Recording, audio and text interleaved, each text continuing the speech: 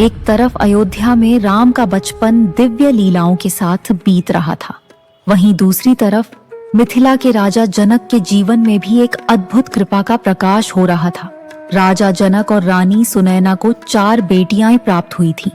उर्मिला, मांडवी, श्रुतकीर्ति और सबसे अलौकिक सीता। लेकिन सीता जी की जन्म कहानी सबसे निराली है। मिथिला में उस समय भयंकर अकाल पड़ा था। हरियाली, अनाज, सब कुछ खत्म हो गया था। प्रजा दुखी थी और राजा जनक भी उनकी पीड़ा को महसूस कर रहे थे। तब उन्होंने फैसला लिया कि वह एक विशाल यज्ञ करेंगे और उसके बाद स्वयं हल चलाएंगे ताकि धरती माँ प्रसन्न हो जाए।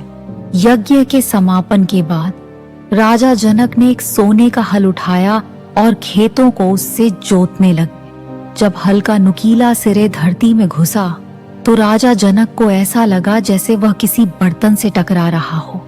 उस जगह को खुदवाया गया तो वहां से एक मंजूषा यानी कि एक सोने का कलश निकला।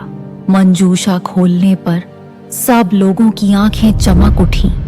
धरती के अंदर घड़े उस कलश के भीतर एक जीवित बच्ची थी।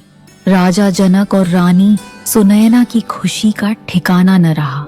जिन्हें पुत्री की अभिलाषा थी, उनके घर स्वयं धरती माँ ने बेटी दी थी।